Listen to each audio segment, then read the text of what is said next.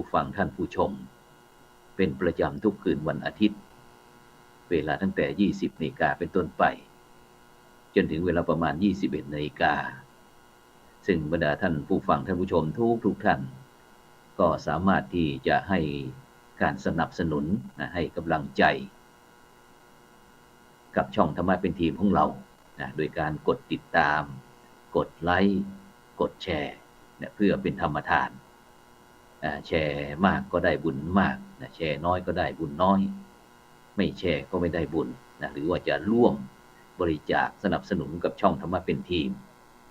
ก็ชื่อบัญชีก็ออมบุญออมธรรมวันละบาททางธนาคารไทยพาณิชย์เลขที่บัญชีนั้นก็1452447ชื่อบัญชีก็พระไทยธรรมกิจชื่อพระมหาชันชัยพรหมประดิษฐ์แล้วก็พระอาจารย์จตุรงค์ชูศรีหรือว่าจะร่วมบริจาคอีกทางธนาคารหนึ่ง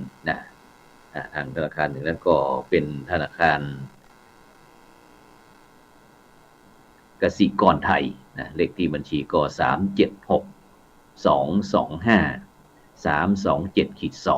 ชื่อบัญชีก็พระมหาดวงทิพย์ปริยัตถาลีซึ่งตอนนี้ก็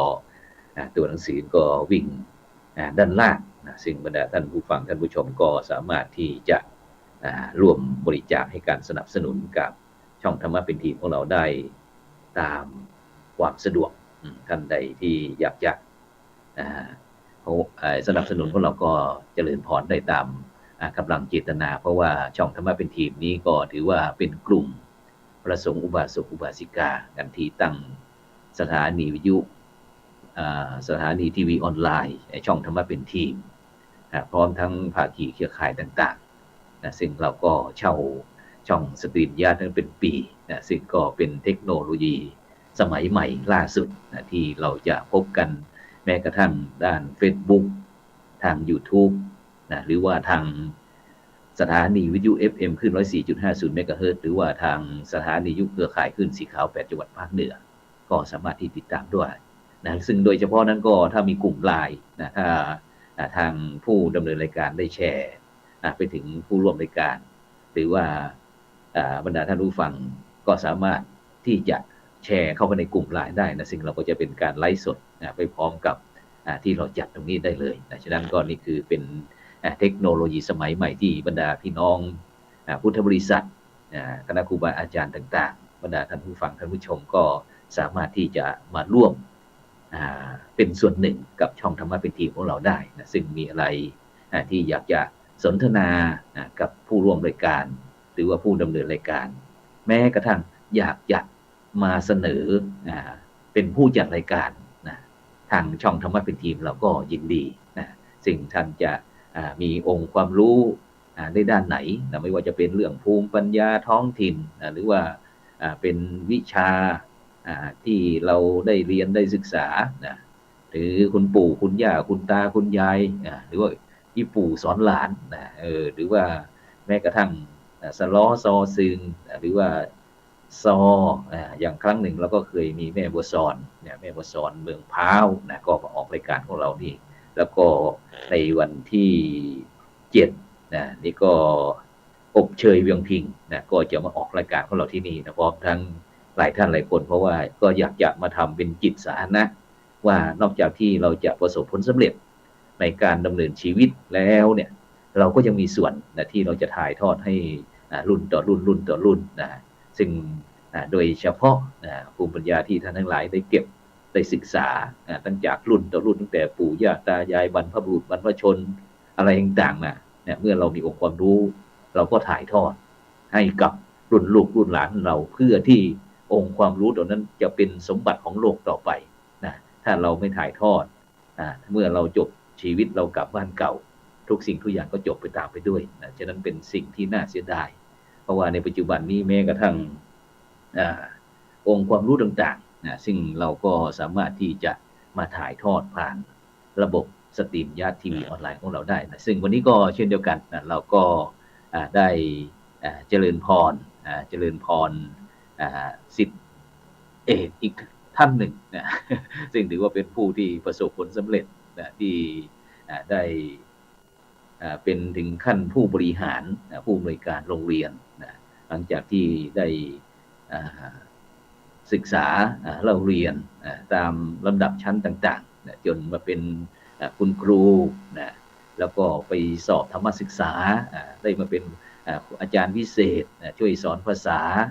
เสร็จแล้วก็สอบติดเป็นผู้บริหารระดับผู้บริหารอีกฉะนั้นก็ตอนนี้เรามาพบกับท่านดร.กิตติศักดิ์ชัยยนะผู้อำนวยการโรงเรียนทาเหนืออำเภอแม่ออนจังหวัดเชียงใหม่ขอเจริญพรนั่นดร.ครับผมกับภาษานมัสการพระอาจารย์ด้วยความเคารพนะครับพระครูโสพลปริยัติแห่งวัดพระสิงห์นะฮะเป็นครูบาอาจารย์ที่กับผมได้เคารพยิ่งนะครับผมวันนี้รู้สึกดีใจครับนะที่ได้มีโอกาสมาออกในรายการกับพระอาจารย์ครั้งหนึ่งนะครับผมนายเกียรติศักดิ์ชัยนะนะครับเนาะเดี๋ยวนี้ปิกมาเชียงใหม่แล้วนะครับเป็นผู้อำนวยการโรงเรียนทานเหนือวิทยานะครับอำเภอแม่ออนโรงเรียนทานเหนือบ่ได้เนาะบ่ใช่บ้านทานเหนือบ่แม่นเนาะโรงเรียนทานเหนือมันมีบ้านครับท่านครับมันมีบ้านนำหน้านะครับที่นี่ใจทานเหนือวิทยาไปเลยก็เป็นที่แปลกนะฮะที่แปลกที่ในบรรดาตั้งเดียวกันนี่เปิ้ลก็จะมีโรงเรียนวัดนะครับเนาะโรงเรียนบ้านอย่างเงี้ยครับอย่างโรงเรียนก่อนเป็นโรงเรียนบ้านไร่หลวงนะครับบ้านไร่หลวงคุณพ่อพระครูใส่เจติยรักษ์ได้เป็นเมตตาเป็นประธานกรรมการการศึกษาครับซึ่งเมินนักเนาะท่านผอที่เฮาบ่ได้เจอกันเนาะตั้งแต่ไปที่เมืองแปร่หลังจากที่ไปรับที่เมืองแปร่แล้วก็กราบย้ายมาที่ทาเหนือโรงเรียนทาเหนืออำเภอแม่ออนจนมาวันนี้วันนี้เฮาได้มีโอกาสไปพบกันที่จอมธรรมบ่ใช่จอมยุทธนะแต่เป็นวัดจอมธรรมนะตำบลแม่ทาอำเภอแม่ออนนะจังหวัดเชียงใหม่ของเฮานะซึ่งท่านดร.เกียรติศักดิ์ชัยนะผู้อำนวยการโรงเรียนทาเหนือนะเพิ่นก็ได้นำนักเรียนไปร่วมแสดงความรู้ที่บรรดาลูกๆได้รับการถ่ายทอดจากท่านผอ.ดร.เกียรติศักดิ์ชัยนะเพิ่นได้มีความชำนาญเกี่ยวกับเรื่องการสวดมนต์หมู่ทำนองสารพันยะวันนี้ก็เอานักเรียนไปโชว์ด้วยเนาะหลังจากนั้นก็พระอาจารย์ก็กลับมาที่มาร่วมงานที่อารามบ้านอารามปากกุ้ยตำบลชมพูอำเภอสารปีจังหวัดเชียงใหม่ของเฮาซึ่งวันนี้ก็มีงานสำคัญจากนั้นเฮาก็ลองคือบรรดาท่านผู้ฟังท่านผู้ชมลองดูสักหน่อยเนาะ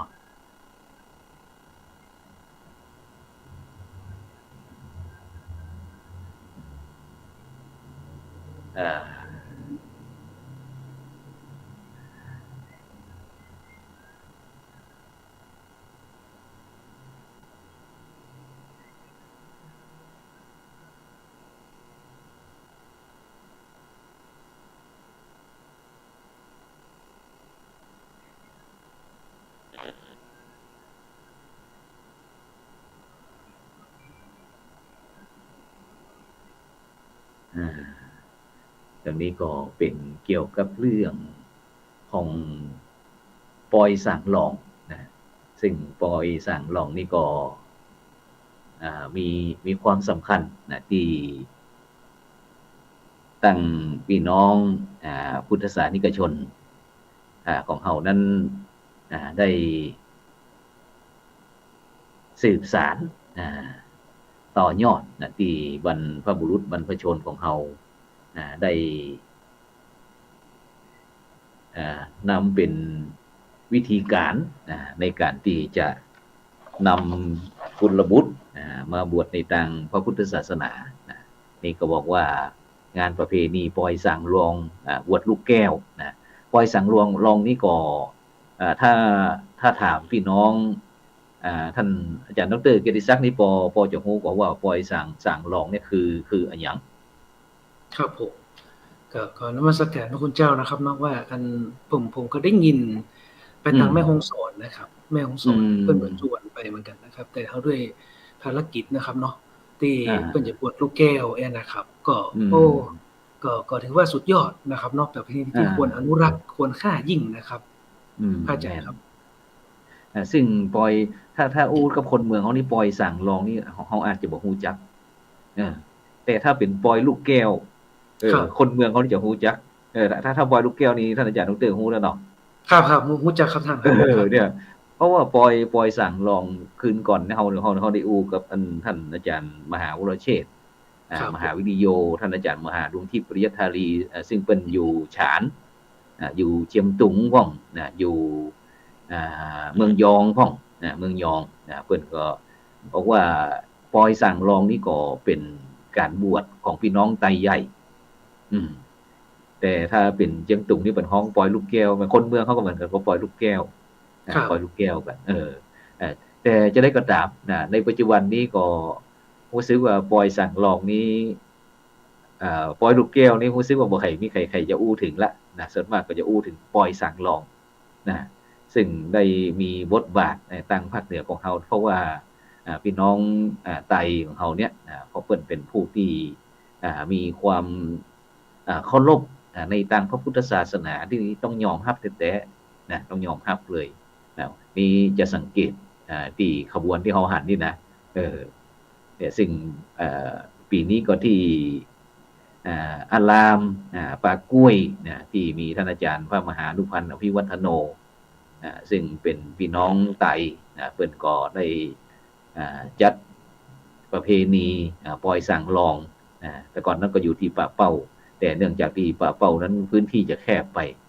ในปัจจุบันนี้พี่น้องไตก็พยายามที่จะสร้าง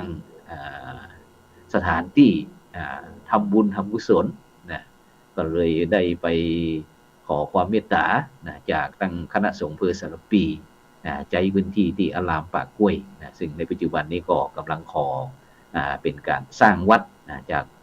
สำนักงานพุทธศาสนาแห่งชาติอยู่ฉะนั้นวัดปีนี้ก็มีอยู่ด้วยกันก็เสาสองรูปน้องเนนนี่นะซึ่งพี่น้องไตนี่เพิ่นจะมีความเชื่อว่าละเด็กละอ่อนลูกบ่าวเนี่ยถือว่าเป็นสิ่งที่สำคัญเลย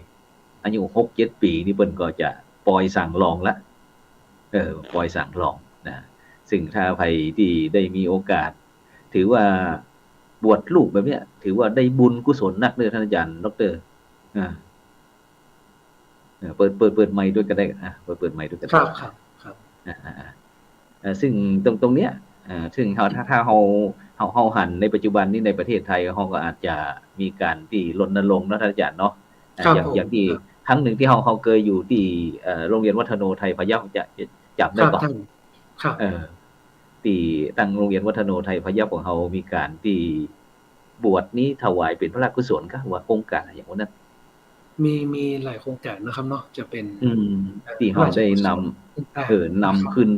ไปปฏิบัติธรรมที่ฝั่งไฮเทพเสด็จวัดเล็กในป่าใหญ่ของอาจารย์ที่ตำบลเทพเสด็จนั่นนะสมัยก่อนนะแต่ในปัจจุบันนี้คนไทยเขาก็พยายามที่จะมีการรณรงค์การบวชนี่ก็พยายามที่จะบ่ฮือมีค่าใช้จ่ายจะบ่ฮือมีค่าใช้จ่ายเพราะว่าเพิ่นจะถือว่าถ้าบวชแล้วถ้าเราไปฆ่าสัตว์ตัดชีวิตนะหรือว่าใจจ่ายอย่างขึ้นมาเนี่ยก็หลังจากบวชแล้วมันจะเป็นหนี้เป็นสินแล้วก็บ่ได้บุญได้กุศลนักเนี่ยนี่ก็อาจจะเป็นความเชื่ออย่างหนึ่งที่ในปัจจุบันนี้ก็เลยทำให้การบวชปล่อยลูกแก้วของเฮานี่ก็อาจจะลดบทบาทความเข้มไปหน่อยหนึ่งแต่ถ้าเป็นสมัยก่อนท่านอาจารย์ดร.เคยได้หันก็เวลาเพิ่นจะบวชพระสงฆ์องค์เนนแต่ละบ้านแต่ละจ่องจะต้องเตรียมขอกเตรียมครัวเคยหันก่อนผมเคยหันเปิ้นมีม้าตัวนะครับท่านมีม้านั่งบนม้าแห่นะครับ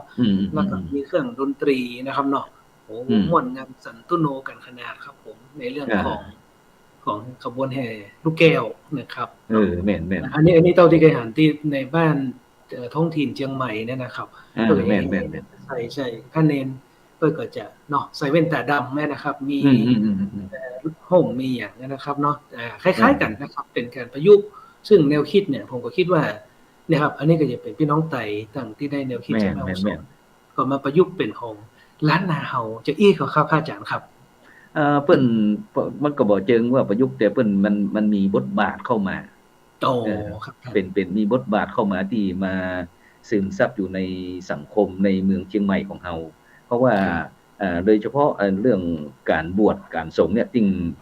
บ่ว่าจะเป็นพี่น้องที่นับถือพุทธศาสนาบ่ว่าจะเป็นประเทศไหนก็ตามนะเฮาถือว่าเป็นน้ำหนึ่งใจเดียวกันฉะนั้นแต่ละกลุ่มชาติพันธุ์ทุกกลุ่มทุกเราในโลกที่นับถือพุทธศาสนาเพิ่นก็จะพยายามที่จะแสดงออกอย่างที่เฮาได้หันเนี่ยท่านอาจารย์ดร.แม้แต่ถ้าเป็นปอยลูกแก้วของเฮานี่ก็ส่วนมากของเฮานี่ก็จะมีแค่ชฎามีเครื่องแต่งตัวก็อาจจะเป็นชุดสีขาวอีกนะครับชุดสีขาวชุดสีขาวแล้วก็บ่มีเครื่องแต่งตัวอย่างนั้นแต่ตรงกันข้ามกับพี่น้องนี่ละอ่อนประมาณ 7-8 ขวบนะท่านอาจารย์ดร.นี่นะ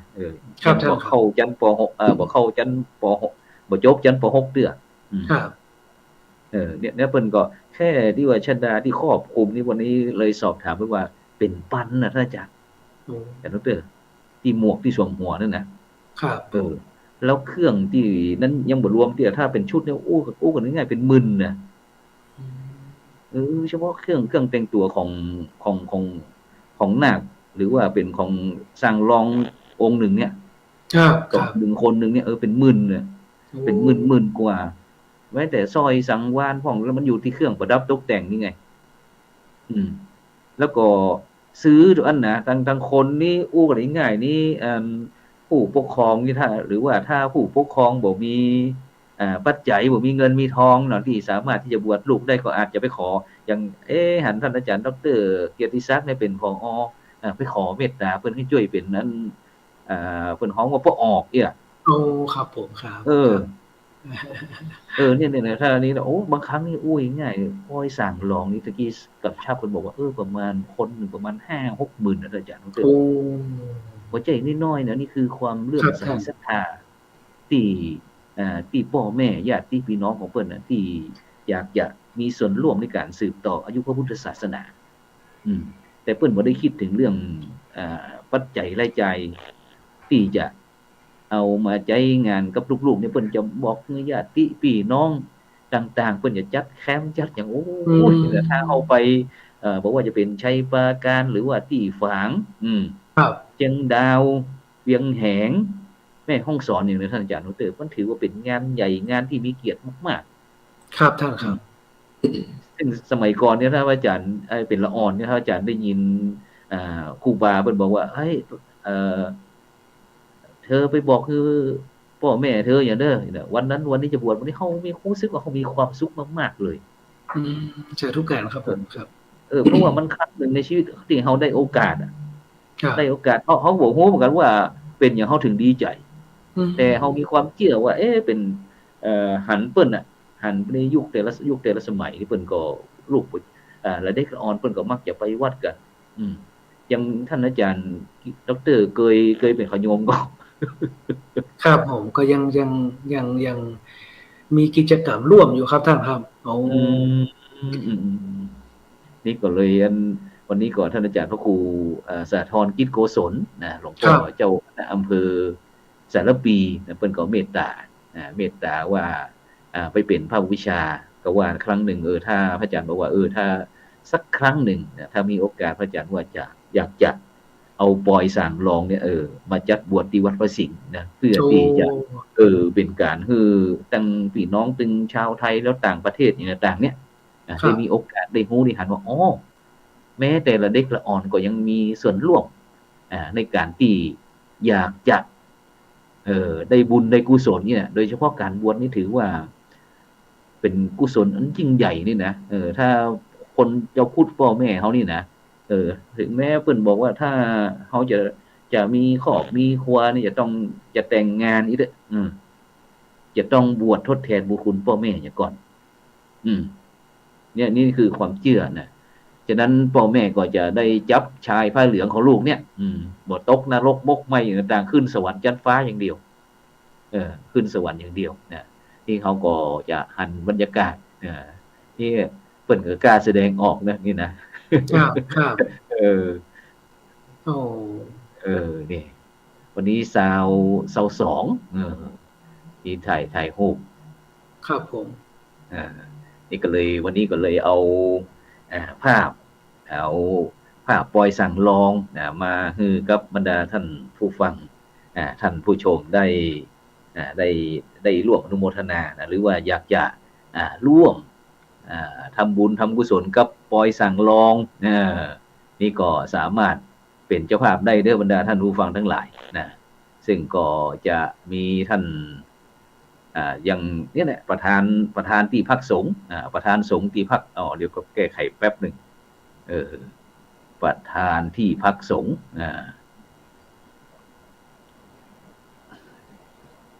ซึ่งถ้าบรรดาท่านผู้ฟังท่านผู้ชมที่ต้องการนี่เนาะผู้จะรวมได้ยินท่านอาจารย์พระครูโสพลก็อาจารย์ดร.เกียรติศักดิ์ได้อู้กันเกี่ยวกับเรื่องปอยสั่งลองนะที่ลามป่ากล้วยตำบลจมพูอำเภอสารปีจังหวัดเชียงใหม่นะท่านใดที่อยากจะร่วมไปเป็นเจ้าภาพเขาอยากจะหันละเด็กละอ่อนทำกิจกรรมเนื่องจากที่โรงเรียนปิดแล้วบ่ฮือลูกๆหลานๆเขาได้ไปมัวแต่ไปเล่นเกมไปเฝ้าไปแต่นอนอยู่ในห้องบ่มีกิจกรรมอย่างนี้นะก็ทำให้อาจจะทำให้ลูกหลานของเขานั้นมันมีปัจจัยเสี่ยงปัจจัยเสี่ยงโดยเฉพาะในช่วงที่ปิดภาคการศึกษาเนี่ยโดยเฉพาะละอ่อนชั้นป .1 ป .2 ป .3 ป .4 ป .5 ป .6 หรือว่าม .1 ม .2 ม .3 เนี่ยโดยเฉพาะเนาะท่านอาจารย์เนาะมันจะมีเหตุที่บุคคลจะเกิดขึ้นน่ะโดยเฉพาะบอกว่าจะเป็นเรื่องน้ำเรื่องฟืนเรื่องไฟอย่างนั้นท่านอาจารย์เนาะเพราะว่าช่วงนี้หน้าร้อนนะช่วงนี้หน้าร้อนเพราะฉะนั้นท่านอาจารย์นั้นปัจจุบันที่ตอนนี้โรงเรียนเฮาปิดหรือยังตอนนี้ก็ใกล้แล้วครับท่านจะปิดประมาณสิ้นเดือนนะครับผมก็จะเป็นช่วงปิดนะครับก็เข้าสู่ภาคฤดูร้อนได้อย่างเต็มรูปแบบนะครับท่านหมายความว่าตอนนี้โรงเรียนบางโรงก็ยังมีการสอบนะครับปลายภาคเรียนนะครับผมก็ถ้าปิดภาคเรียนได้ก็พ่อแม่ผู้ปกครองนะครับเนาะที่ต้องช่วยในการสอดส่องดูแลเหมือนที่พระเดชพระคุณหลวงพ่อได้อู้ไว้นะครับเนาะว่าบางเทื่อน้ำการตกน้ำไฟอย่างเงี้ยครับเป็นเรื่องที่พ่อน้องว่าเหตุที่กระทรวงเนี่ยเป็นห่วงนะครับบ่อยากให้ลูกแม่นเป็นภัยพิบัติที่มันเกิดขึ้นนะครับเพราะฉะนั้นในร่มของพระพุทธศาสนาก็มีกิจกรรมหลายอย่างนะครับเนาะที่จะแม่นกุลบุตรของท่านนะครับเป็นผู้มีศีลมีธรรมมีจรรยาสิ่งที่ดีงามเกิดขึ้นและก็ถือว่าเป็นกิจกรรมที่น่าสนใจสำหรับทุกสถานศึกษาเลยนะครับเนาะสำหรับทุกสถานศึกษาเลยนะครับปิดป้ายนี่เพิ่นถึงมีกุฏิเลยนะครับสำหรับกิจกรรมดีๆแบบนี้ครับท่านครับฉะนั้นก่อนหลังจากที่โรงเรียนปิดแล้วต่อไปก็เป็นส่วนมากนั้นก็ทางโรงเรียนนั้นก็จะอยู่กับนักเรียนเนาะตั้งแต่ 8:00 นไปถึง 4:00 นเนาะหรือว่า 5:00 นประมาณนี้เนาะช่วงนี้เลยครับผมประมาณ 4-5 โมงนะครับหลังจากที่โรงเรียนเลิกแล้วก็ไปอยู่กับพ่อกับแม่นะซึ่งก็จะต้องแบ่งเวรหรือว่าแบ่งภาระกันเนาะแบ่งภาระกันที่จะดูแลทรัพยากรที่ถือว่าเป็นทรัพยากรของโลกไม่ใช่เฉพาะที่มีค่าครับผมฉะนั้นเขาก็ต้องทำกิจกรรมเนาะกิจกรรมที่บ่คือละอ่อนที่ใจอู้ง่ายๆก็คือใจเวลาว่างคือเป็นประโยชน์ใจเวลาว่างคือเป็นประโยชน์โดยเฉพาะในช่วงนี้ก็ถ้าโรงเรียนปิดแล้วก็จะเป็นภาคฤดูร้อนแต่ละวัดแต่ละวาเพิ่นก็จะมีโครงการบรรพชาสามเณรภาคฤดูร้อนเฉลิมพระเกียรติองค์พระกนิษฐาธิราชเจ้ากรมสมเด็จพระเทพของโดยเฉพาะวันที่2 เมษายนนี้ด้วยเป็นวันที่พระองค์ประสูติเนาะเป็นวันเกิดของเปิ้นแล้วก็แหมหลายโครงการต่างๆฉะนั้นก็พ่อแม่พี่น้องคณะสัตยาญาติโยมท่านผู้ฟังก็สามารถนะหรือว่าถ้าบ่ฮู้จะไปไหนก็มาสมัครที่วัดพระสิงห์วรมหาวิหารนี่ก็ได้นะรู้สึกว่า เพราะว่าวันที่28นี่ก็เพิ่นจะเริ่มโครงการแล้วนะเป็นวัดพระสิงห์วรมหาวิหารร่วมกับโรงเรียนธรรมราชศึกษานะก็ซึ่งก็จะได้จัดโครงการบรรพชาสามเณรภาคฤดูร้อนเฉลิมพระเกียรติกรมสมเด็จพระเทพของเฮาเช่นเดียวกันเป็นประจำทุกปีฉะนั้นก็ใครที่อยากจะให้คุณบุตรหรือว่าหลานนะหรือว่าแม้กระทั่งถ้าผมมีลูกผมมีหลานที่จะมาบวชก็สามารถมาเป็นเจ้าภาพนะครับเป็นคล้ายกับเฮาว่าเป็นปออกหรือเกี้ยเป็นปออกเกี้ยรูปละ 1,500 บาทนะหรือว่าตามกำลังเจตนาศรัทธาก็ได้ใครที่อยากจะเป็นเจ้าภาพก็ได้วันนั้นก็ได้ยินนั้นคุณโยมพัชรินทร์ปิ่นตาหรือว่าป้าแววเพื่อนก็บอกว่าตุลุงอาจารย์โยมจะขอเป็นอันเจ้าภาพ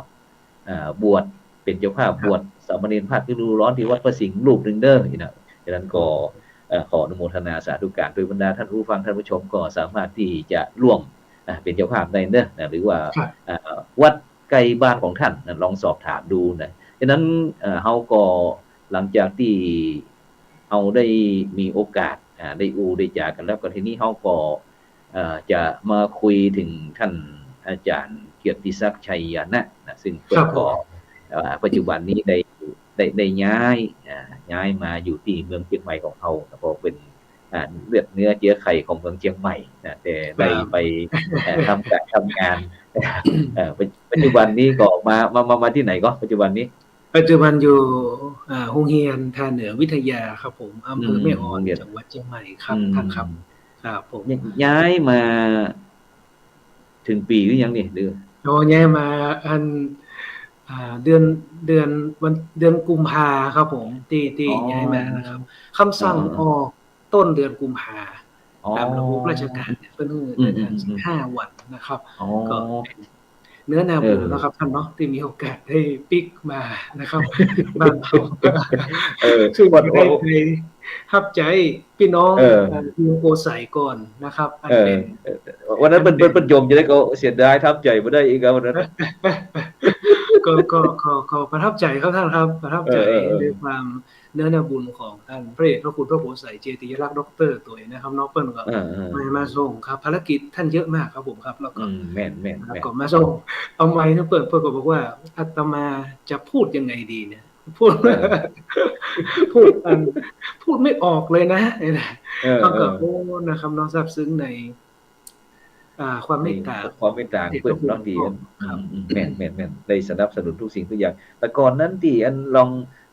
ย้อนหลังสักหน่อยหลายท่านหลายคนก็จะงงว่าท่านอาจารย์ดร.เกียรติศักดิ์ชัยนะเนี่ยอันว่าเป็นคนเชียงใหม่เนี่ยเอาลองเพราะว่าอาจารย์เคยว่าอาจารย์ดร.เกียรติศักดิ์ชัยนะนี่เป็นศิษย์เก่าเรียนวัฒโนไทยพยายามจะได้เขาตัดตอนวัฒโนเลยครับลองเล่าฟังสักหน่อยนึงสมัยตอนที่จบนะครับเนาะจบบรรจุตอนแรกนะครับผมก็เป็นเลือดเนื้อเชื้อไขวัฒโนไทยพายัพก็คือบรรจุปี52เปิดเทอมพอดีครับหลวงพ่อครับเปิดเทอมนี่คือสมัยตอนนั้นเนี่ยพัดเปลี่ยนยุคสมัยคือพอประนอมเชื้อศักดาหงส์เนี่ยเพื่อเกษียณที่อันนี้คือต้นแบบเลยนะฮะต้นแบบที่เป็นภาษาอังกฤษว่า passion นะครับเนาะแรงบันดาลใจแล้วทีนี้ผมก็มาต่อยอดในสมัยพอศรีพันธ์เวียนทองนะครับเข้ามาแล้วเนาะเข้ามาก็ได้เรียนรู้กับกลุ่มสาระสังคมมาศึกษานะครับก็มีครูอาจารย์เฮานะชุดนั้นมีอาจารย์อย่างพ่องชุดนั้นคุณครูด้านซ้ายมีไหมพ่องยังมีอาจารย์ที่คำพรนะครับอาจารย์พรรัตน์มีครับอาจารย์พรรัตน์มีนะครับอาจารย์ครูเบญจาอยู่ก็ครูเบญจาอยู่นะครับครูเชี่ยวชาญเนี่ยก็พูดพวกเก่านักเกมเหมือนกันเนาะท่านเนาะพูดถึงว่าเอาไปมาก็นักเกมเหมือนกันนะครับมันย้อนพอแต่ก่อนนี่เฮาเหมือนครับใหม่ขนาดนะครับอาจารย์ครับใหม่แท้ๆน่ะยังก็มาซึกอาจารย์กิติอยู่นะครับเนาะอาจารย์กิติส่วนอาจารย์กิติเกษียณครับ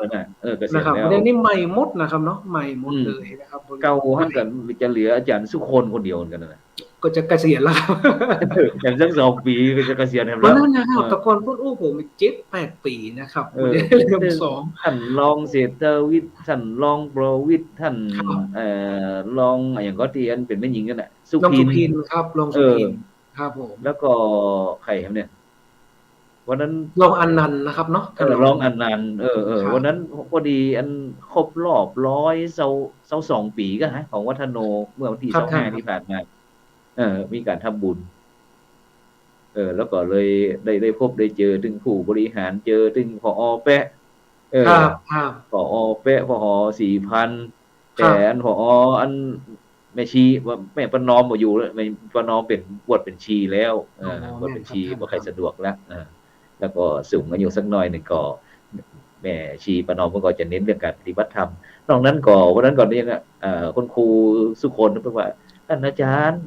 แฮมปี2 ปีเจ้าก็แฮมปีเจ้าก็จะไปแล้วเด้อนะแม้แต่ผอเฮาสุคนประสานศรีนี่ก็เช่นเดียวกันเดือนกันยานี่ก็จะเสียแถมเนี่ยแม่นครับท่านครับแม่นครับ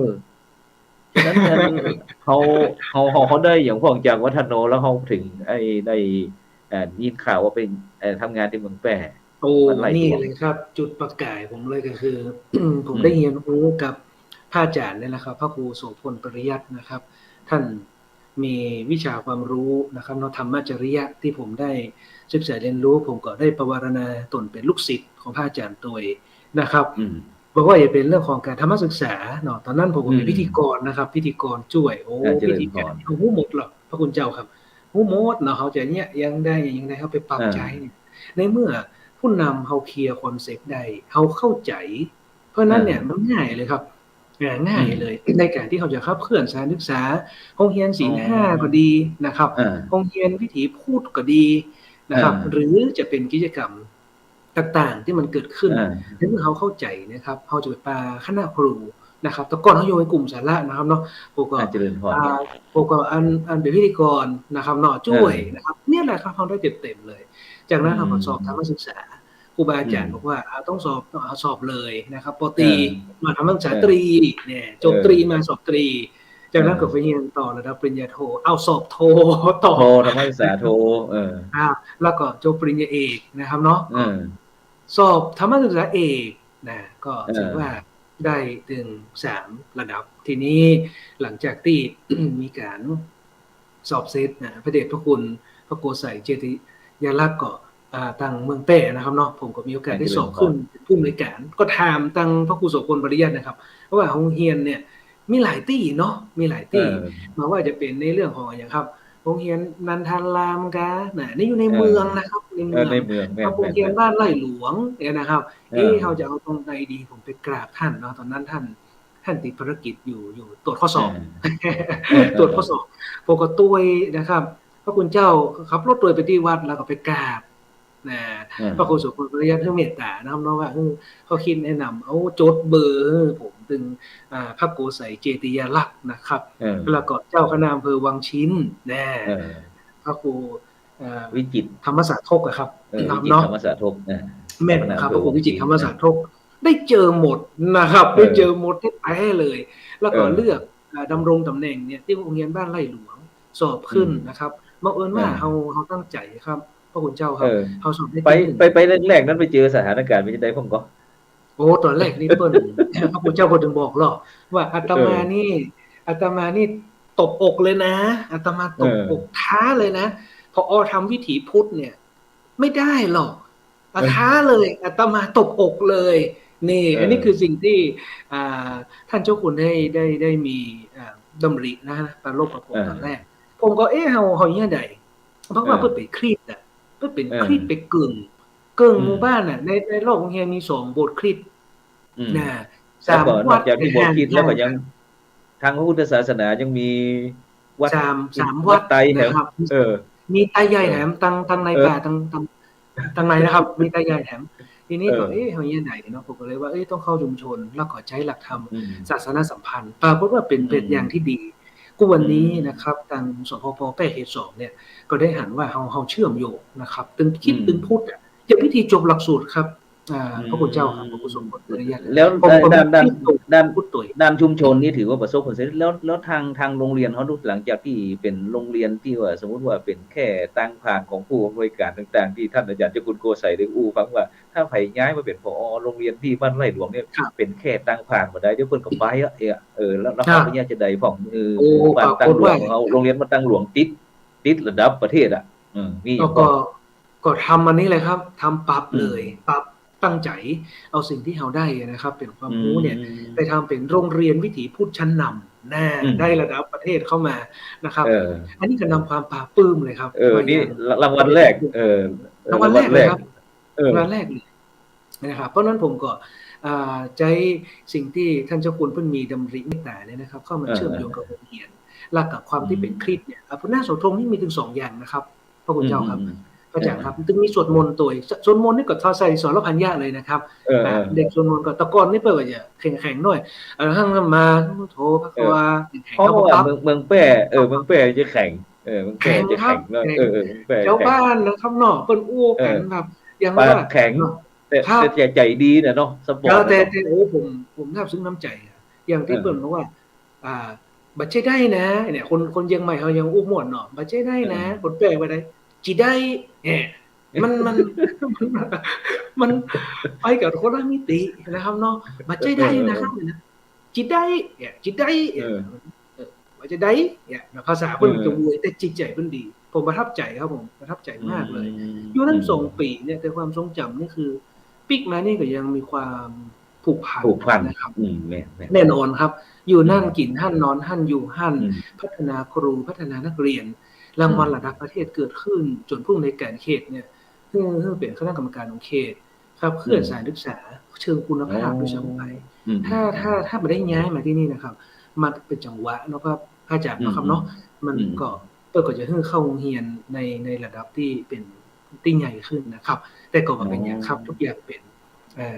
บุญนำนะครับเนาะในสิ่งที่เราทำเราก็มีโอกาสได้ทำในสิ่งที่พี่น้องเมืองแพร่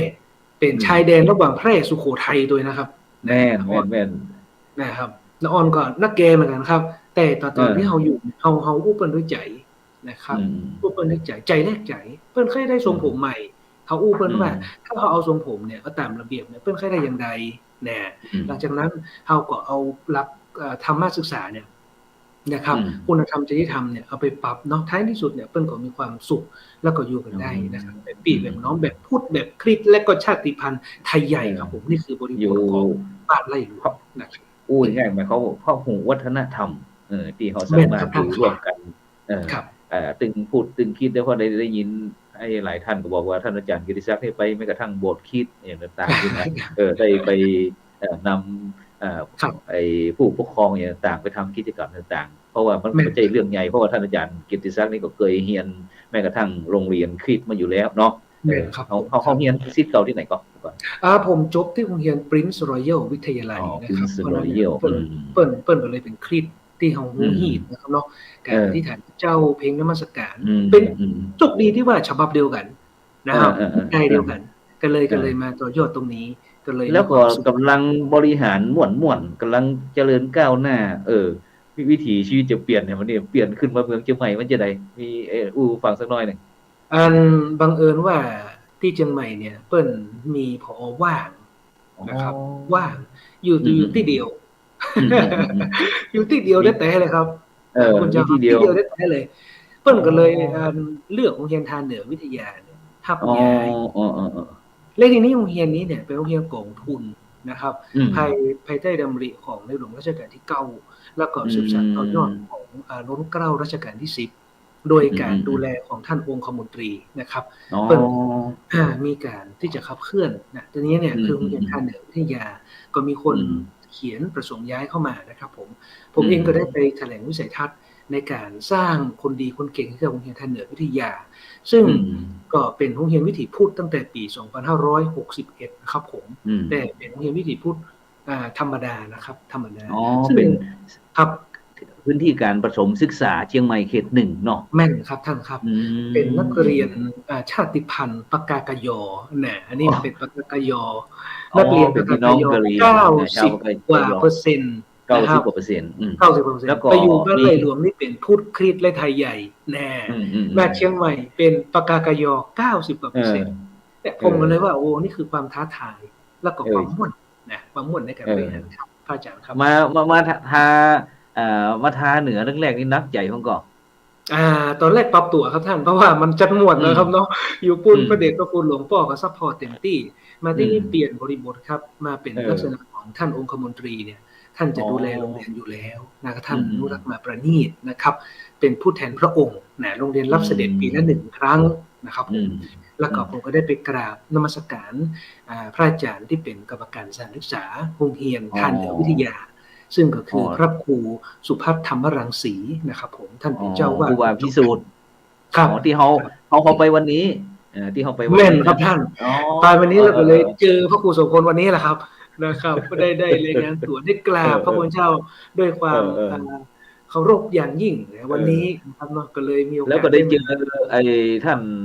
เลขาเจ้าคณะอำเภอโดยดอยผาตั้งได้ครับผมอันนี้ก็จะสานต่อเรื่องธรรมศึกษานุศิษย์แล้วก็นอกจากที่มีท่านพระครูสุภัทรธรรมรังสีนี่แล้วก็ยังมีใครแฮมที่ก็ยังมีครูภาคสอนศีลธรรมนะครับเนาะที่พอจำชื่อได้ก็ครูภาคสอนศีลธรรมของเขาผมกำลังจำหน้ามันได้เล่นอย่างนั้นที่เปิ้นตัวอันใหญ่ๆหน่อยเปิ้นจะย้ายมาที่นี่นะครับเปิ้นก็เมตตาผมขนาดนะครับผมก็ตั้งใจนะครับเนาะขับเคลื่อนโรงเรียนเฮาเนี่ยโดยเฮาจะพัฒนานวัตกรรมการจัดการเรียนรู้ของเฮานะครับโดยโรงเรียนทานเหนือเฮามีจำนวนถึงนักเรียนก็มี2 เต้าของบ้านไร่หลวงครับท่านครับเป๊ะเลยนะครับบ้านไร่หลวงนี่มี121ที่นี่คูณ2เข้าไปครับเป็น242ครับท่านเป๊ะเลยครับ242โอ้เลขเด็ดเลยนี่สาธุครับท่านสาธุคูณ2ครับคูณ2เลยแต่จำนวนครูเต้าเก่าเต้าบ้านไร่หลวงจะได้นะครับบ้านไร่หลวง16แต่ที่นี่ก็16ก็จะยังไงได้ก็คือว่าบ้านไร่หลวงเปิ้นกระจายแต่ละจันน้อยๆนะครับแต่ที่นี่คือเปิ้นมีจันอยู่แล้วแต่จะคือจะผมยกตัวอย่างน้อยๆเนี่ยม.3 เปิ้นมี8 คนถ้าไปไร่หลวงแต่ที่นี่เปิ้นมี22 คนก็คือห้องเนี่ยมีห้องอยู่แล้วแต่นักเรียนเพิ่มขึ้นมาได้ครับอันมันจำนวนมากขึ้นมาได้แต่ห้องเหมือนไร่หลวงครับเหมือนกันบริบทเดียวกันตั้งแต่อนุบาลประถมมัธยมเหมือนกันเช่นเดียวกันเลยแต่นั่นคือในบริบทท้องถิ่นห่างไกลแต่ที่นี่เป็นท้องถิ่นห่างไกลเหมือนกันแต่ภายใต้พระบารมีจักรีวงศ์นะครับเนาะพระมหากษัตริยาธิราชใหญ่กว่าเก่าแล้วก็จำนวนเพิ่มขึ้นอาคารสถานที่พร้อมนะครับพร้อม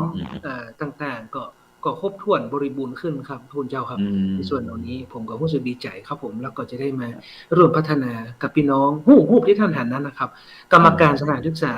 นะครับเนาะมาร่วมทำบุญตักบาตรอันนี้เป็นบริบทโรงเรียนใหม่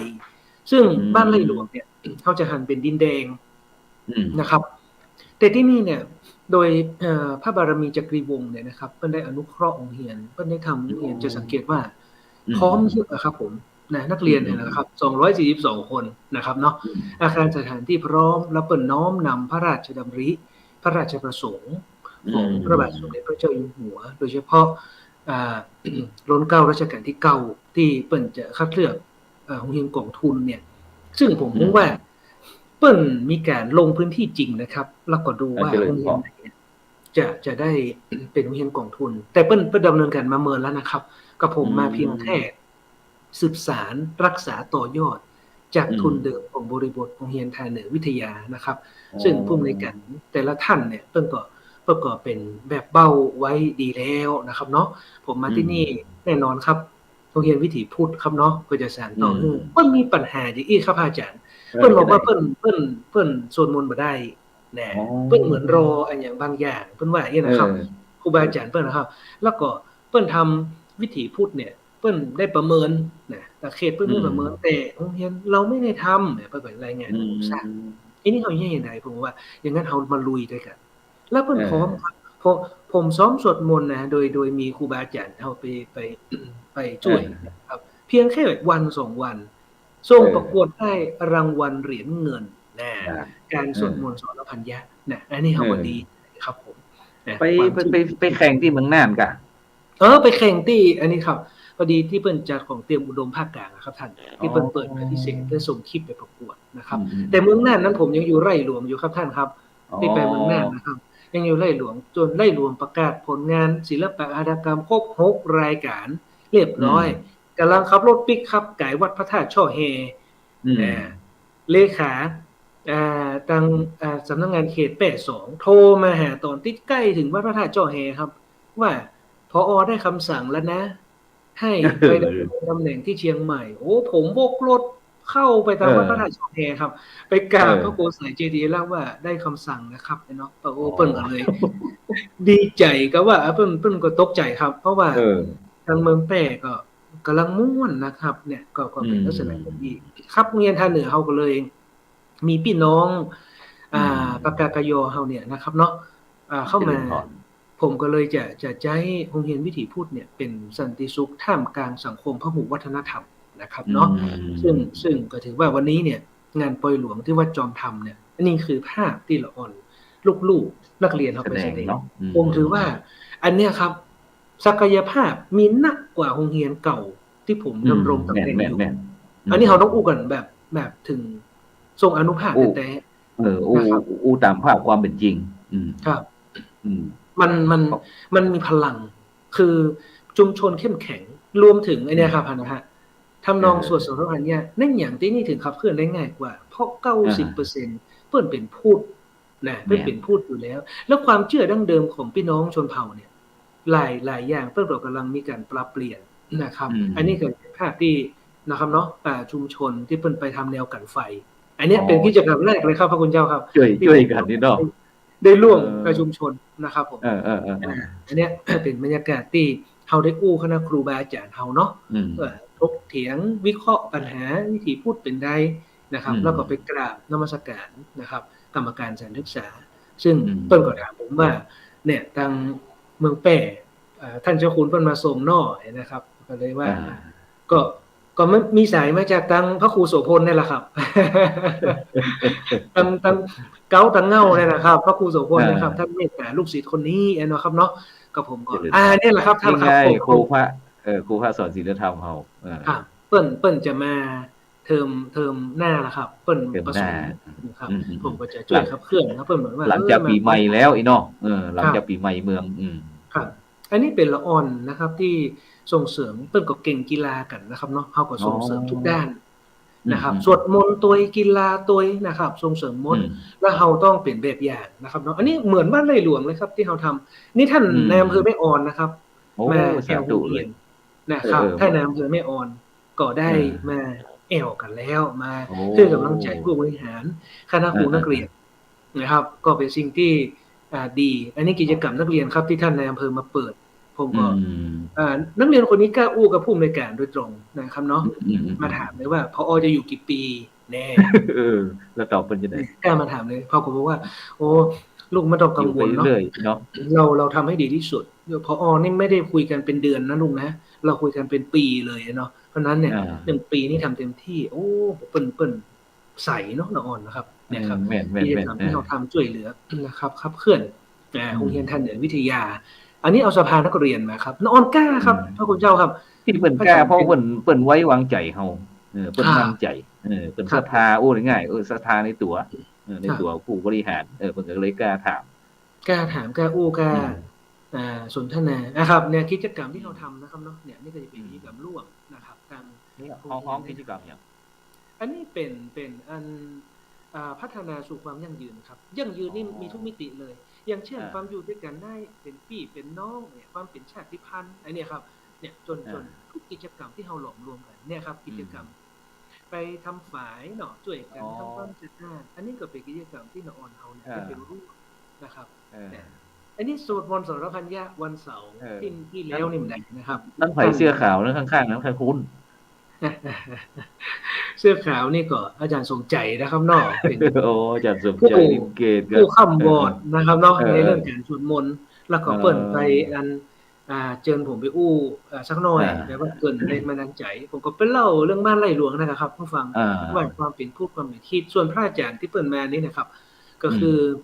พระอาจารย์สมัครอนาลยูซึ่งเปิ้นอยู่ในคร่ำวอดของการสวดมนต์สรพันยะระดับประเทศ เปิ้ลเป็นคนอีสานครับอาจารย์ครับอ๋อแล้วก็ทำให้โรงเรียนบ้านสะดอนะครับอืเนี่ยมมีการขับเคลื่อนเนาะทีนี้นอกจากที่เราทำแล้วเนี่ยเขาก็จะมีละอ่อนนำเสนอกับต่างประเทศตัวเองนะครับกิจกรรมเนี่ยนะครับอันนี้ก็จะเป็นลูกๆโรงเรียนบ้านไร่หลวงนำเสนอกับประเทศอินเดียครับท่านครับอ๋อเนี่ยเสื้อที่เปิ้นแปลงนะครับเนี่ยเป็นเอเชเป็นอๆๆนะครับเปิ้นก็เล่าให้ฟังว่าความเชื่อความอย่างเปิ้นนะครับเนาะๆอืเปิ้นก็ไปนำเสมๆๆนอกับอินเดียเนี่ยเป็นเอภาษาอังกฤษอนะครับเนี่ย อ๋ออันนี้คือผมปลูกฝังแล้วเนี่ยอันนี้ที่แท้ที่ยังก็ตั้งแต่บ้านไร่หลวงแล้วเนาะครับเนาะเอที่อท่านแม่เจ้าคุณนจังได้อัน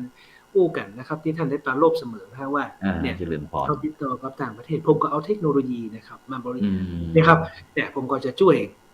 ให้คุณครูนักเรียนนะครับเนาะอ๋อตลอดจนครูบาอาจารย์ท่านสอนเนี่ยครูต่างประเทศครับได้อู้ได้จ๋าเนี่ยเปิ้นอืมก็จะแลกเปลี่ยนว่าการพัฒนาโรงเรียนเปิ้นเป็นใดโรงเรียนเฮาเป็นใดผมอืเอากิจกรรมมนี้ไปอู้โดย ละอ่อนไหว้อืมพระสวดมนต์นะครับนะอืมเป็นได้พ่อเนี่ยเดี๋ยวเขาก็จะขยายไปสู่วิถีพุทธลูกอืเสือลูกเสืมอก็เป็นวิถีพุทธนะครับนะอ๋อลูกเจเสือก็เป็นริญพรวิถีพุทธได้นะครับอืมผมยิ่งจะใช้วิถีพุทธในโอ้การขับเคลื่อนหมดจะคือมันแตกจำนทุกอย่างวนนักแท้ๆนะครับอันนี้หนักกว่าเดิมนะครับหนักกว่าเดิเออม 2เท่าแล้วก็เออเน้นละอ่อนนะเน้นละอ่อน100%เนาะเออเพิ่มขึ้นครับ100%ผู้นั้น100%ฮะเพิ่ม120ขึ้นกว่านี่100% 200กว่าเออครับขยายเท่าตัวนะครับขอืยายเท่าตัวมเนี่ยครูบาอาจารย์เฮาเนาะในเมื่อเฮานำครูบาอาจารย์เพิ่นร่วมมือนะอืมอันนี้ก็จะเป็นกิจกรรมที่เฮาทำบุญตักบาตรนะครับเนาะอืมรวมถึงออกชุมชนไปนะอืมครับเนาะในป่าพื้นที่ชุมชนเนี่ยมีหมดนะคเอารับวิถีพุทธนัได้หมดกเรียนนักเรียนครับบรรจันม2มมต้น3เนาะไปช่วยเนาะแม่นอืมครับแม่นคอืรับท่านมครับอืมไปร่วมกับพี่น้องชุมชนแล้วก็คณะกรรมการสถานศึกษาเนาะอันนี้เราก็ต้องส่งเสเจริญพริมครับรเพราะว่าอืเป็นมสิ่งที่บ้านวัดราชการโรงเรียนเข้มแข็งเนี่ยครับอืมน้าอ่อนเฮานะครับเนาะเป็นน้าอ่ออืมนที่น่าฮักครับแล้วก็มีจิตอาสาในบรรโอ้ดาละแวกในพื้นที่สาธุโรงเรียนสาธุทางเหนือวิทยาถือว่ามีความอ่อนน้อมถ่อมตนนะครับอืลูกศิษย์ลูกหาเฮานะฮักยิ้มไหวทักทายอย่างอ่อนช้อยงดงามสมกับเป็นอัตลักษณ์ของคนไทย แล้วก็อืสืบสานมวิถีนะครับของโรงเรียนได้ผมก็คิดว่าเราจะสืบสานนี้ต่อไปแล้วก็มีอย่างนี้นะครับอืมพระอาจารย์ครับผมอาจจะเอาเจริญพรละออนมาอบรายการนะครับท่านครับกับครูบาอาได้จารย์เราเลยได้เลยอันนี้ก็ได้เลยขออนุญาตได้นำเรียนนะครับเนาะนมัสอืมการพระคุณเจ้าด้วยความเคารพเพื่อที่จะได้มีสาธุช่องทางเอาละออนมาอู้มาจ๋าครูอืมบาอาจารย์เนาะเพื่อเขาได้กล้าเอื้อนเอ่ยกันสักน้อยนะครับอันนี้ก็จะเป็นสาธุสิ่งที่ สาธุนะครับเนาะออกในอืรายการธรมรมะเป็นทีมตัวนี้ได้กับฝากอืม กราบเมตตาพระคุณเจ้าด้วยความเคารพครัใช่บสาธุครับผมสาธุฉะนั้นก็วันนี้ก็ต้องขอบคุณนะอนุโมทนากับท่านอาจารย์ดรกิติศักดิ์ชัยยนะนะผู้บริการโรงเรียนทาเหนือโรงเรียนทาเหนืออำเภอแม่อ่อนจังหวัดเชียงใหม่นะที่ได้มาร่วมถือว่ามาพบเจอกันนะแลกเปลี่ยนเรียนรู้นะว่าไปแล้วส่งไปแล้วได้อย่างมาพ้องมาสรุปงานให้พระอาจารย์ฟัง 2 ปีมาสรุปให้ฟังครับครับเพื่อที่บรรดาท่านผู้ฟังท่านผู้ชมหรือว่าคณะครูบาอาจารย์ต่างๆที่กำลังทำงานตรงสายกับเราพอดีเนี่ยจะได้ไอเดียอย่างต่างๆไปพัฒนา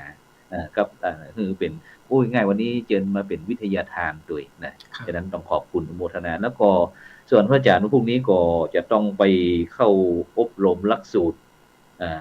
ขึ้นทะเบียนเป็นผู้ไกลเกลี่ยนะตามพระราชบัญญัติการไกลเกลี่ยข้อพิพาท2562นะซึ่งก็รุ่นที่10นะของภาคเหนือนะขึ้นระหว่างวันที่27นะ27ถึงวันที่31นะซึ่งก็4คืน5วันนะอาจารย์จะต้องไปนอนที่เก็บตัวเข้าอบรมทุกสิ่งทุกอย่างเพื่อที่จะมาช่วยเหลือสังคมให้ด้านหนึ่งนะฉะนั้นก็สาธุการครับครับท่านวันศุกร์หน้าเขาก็จะเอาผู้ที่เข้าร่วมอบรมไก่เกลี่ยเนี่ยมาออกรายการเขาเช่นเดียวกันนะวันศุกร์หน้าเราจะมาออกรายการนี้ฉะนั้นก็ในค่ำคืนนี้ก็เวลาหมดเวลานะจำเป็นที่จะต้องนำรายการเห็นธรรมเห็นเราเห็นธรรมจากบรรดาท่านผู้ฟังไปก่อนนะฉะนั้นก็รับปันดีมีเงินใจไร้โลคาพยาธิประเจ็บประจุร่ำรวยทุกผู้คนสำหรับในค่ำคืนนี้ขอกล่าวคำว่าสาธุสาธุ